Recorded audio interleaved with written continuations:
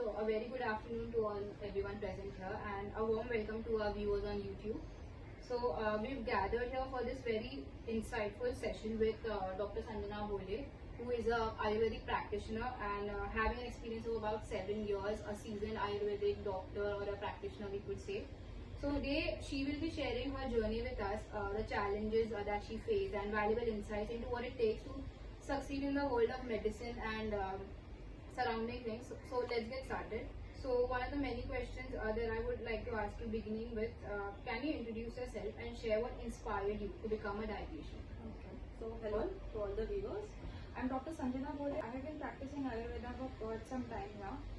And if you ask me what inspired me to, as a kid, when I used to go to a doctor or you go to a place where you get medicines, you go to a place, you take a medicine, you feel good. That feeling of that relief of feeling good, you go to this person, he's giving you something, was something which inspired that you can do something for people which gives them that ease in life, that release in life, that relief in life was the main point where it started that okay, I need to go into this thing of life. And about Ayurveda, it just happened. So it's a common belief among Ayurveda people that you don't choose Ayurveda, Ayurveda chooses you. So there's no big story behind that as such. So simply put, like service to humanity, service to God. Yeah. So it's two-way thing, right? We do service for somebody and somebody also helps you in some or the other way. As engineers, they help the society. Everybody has their part. That way we play our part.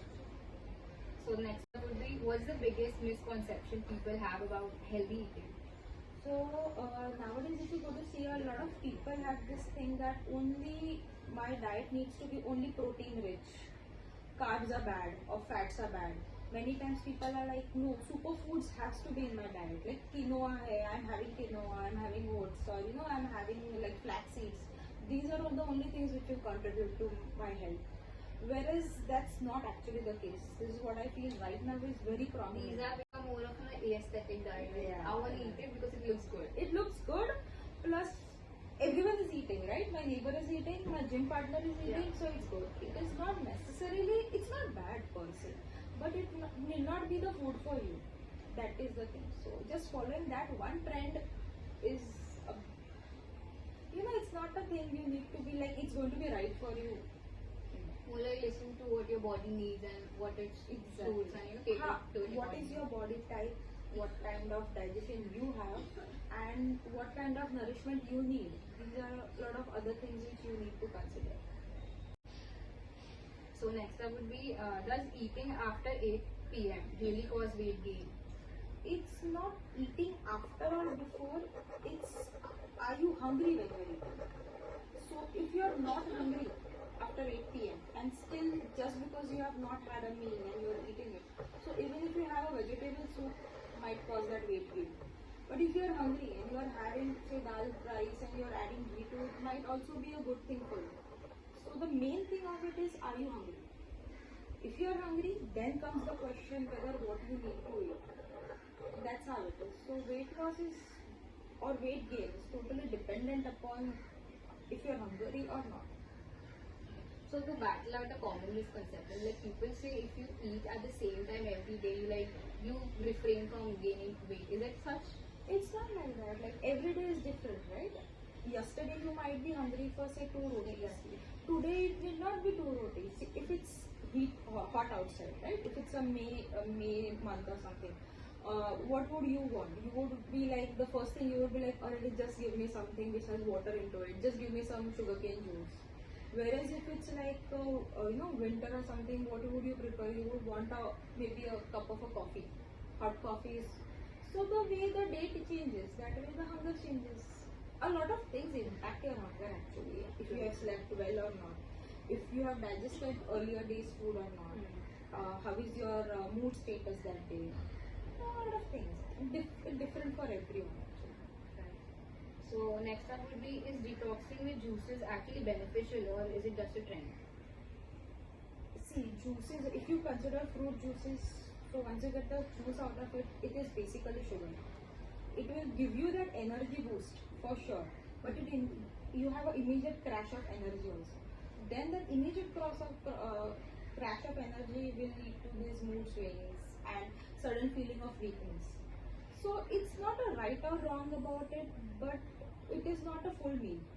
It is just one part. You are just getting the vitamins out of it, but the thing that you require to make a balanced meal out of it, all these things are missing. So more like a trend, not suitable for everyone. So next up would be, are carbs bad for weight loss? Depends on which carbs you're asking. If you talk about say a lot of wheat or a lot of maida, definitely they are going to hamper your weight loss journey or even your health journey. But we have seen into many patients that when we give them jowar or barley or these things actually help them, improve their health, improve their even any disease journey. You can take it hypothyroidism, you can take it diabetes, you can take it hypertension. A lot of cases are like that. We have just asked them to take rice in their diet and it has helped them, provided how you make the rice. Like if you are going to make it in the cooker, yeah, it is going to be harmful for the journey. But if it's like cooked outside, it is, it helps a lot of people. So it's not that carbs are bad, what type of carbs you are taking and are they suitable for you or not. So mostly for our climate, rice suits better than wheat. So, and it is even lighter. So that is one thing about it. So if I interpreted you correctly, you're saying the way like the container in which the rice cooks also has like an effect on the weight. Definitely, If it's definitely. cooked in a crock pot, it will have like, Yeah, is it? yeah. It's something that I'm hearing for the first time. See, it's not the nutrients that are into it. But The same water, the crock pot, right? no, open pot. I'm talking about open pot. When you put in water, Yeah, the wa- lid, you place the lid to generate heat. no, you just keep it. You cook it open, so the water evaporates. While it's cooking, there is a lot of evaporation happening. The water above it, once the rice is cooked, you throw it off. So the starch material or the thing which is causing that weight gain because of the rice gets thrown away. So what you are left with is a cooked rice with its nutrients minus the starch. So you can yourself also try it. One day have something which is cooked in a cooker and have something which is cooked in an open pot. You'll get the difference. So what will like contribute to the weight gain? The one cooked in the cooker or One cooked in the cooker that will contribute? contribute to the weight gain. Yes. So next up would be, can metabolism actually be boosted through food? It's better to understand with the help of an example. See, for example, we have this biya, right? The biya. We put oil, we put Yeah. a wick into it, then we put oil to light it, right? If it is full, and I'm just now consider this oil as the food and the wick as your digestive system. If I keep on putting that oil into it, it is going to overflow, but it is going to extinguish. It is not going to stay because you're just pouring and it is not in oil. Similarly, if the oil is like completely zero, the wick is not going to sustain. So it's all about balance. It's all about balance. It's all about, is your body requiring it? If your body is needing it, yeah, it is going to boost your metabolism. Anything which is in excess or anything which is in stock shortage is going to get your metabolism down. That's with food as well. So next up would be a popular question for all the people that would like have the perfect figure like they see in magazines or something. So do certain foods help in spot reduction, like example belly fat? Honest answer, no. Because see, anything which is accumulated around the belly or anywhere in the body is a result of some kind of indigestion which has happened over time. You need to correct the system for that excess to go out. So once you start correcting the system, what we have seen is the belly fat is the first thing to start disappearing. It's the easiest and the hardest place to get rid of and also gain also. Right? Yeah. It is again, body type. So some bodies develop a lot of weight around the belly. Some of them, if it is the hormonal kind of stuff, then you will find more amount of weight on the hips and the thighs. So it depends. What is the reason of the indigestion and how it has progressed in that person. The way I told you, it's a customized science. My body, your body, his body, anybody's body at the same time cannot be working in the same way. We are sitting here at the same time, but how your body is digesting the meal you had, what I had, what you had, what anybody else had, it's going to be different. So I cannot, put in a statement like this, no, this is going to take 2 hours, or this is going to cause you indigestion. it might be the heaviest of the meals, but your system is very good, your digestion is very good, you'll be able to digest that. But even if you give me like lightest, you get the lightest food we consider is moong ka soup, moong ka pani. If I take moong ka pani and my system is like bad, or if I'm not hungry, I'm going to get issues with the moong ka pani also. Slow metabolism rate. Anything can be the reason. By poor digestion, anything can be the reason. So like that. So again, like having a fit stomach to fit in the crowd. So what are some of the quick, affordable and healthy meal ideas for students? So see, students, if they are staying at home, the best idea is take your tiffin from home. It's cooked at home, it is hygienic, you know what you have put into it, and it is being prepared by the person you trust the most, right? If you are outside, if you are in a hostel, you go for this one pot meal ideas, because nobody would be able to do a lot of things in a hostel, right? So what you can do is take some dal, whichever you want, moong one day, masoor one day, tur one day, add some rice to it, add the vegetable of your choice, cook it together and have that as your meal. You can add certain masalas which you added. One day you can have this dal, one day you can have some other dal.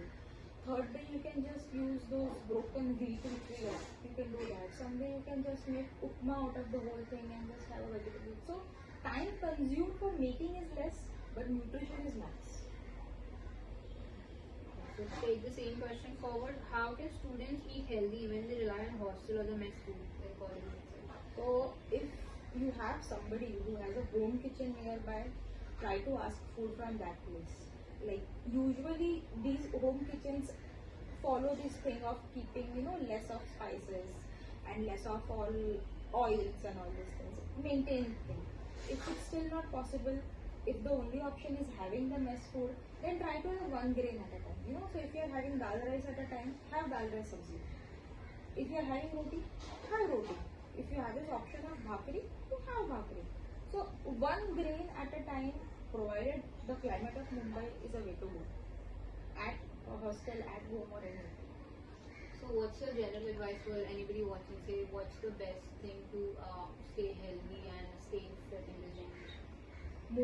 Most important is eat only and only when you are hungry. That can be different for everyone.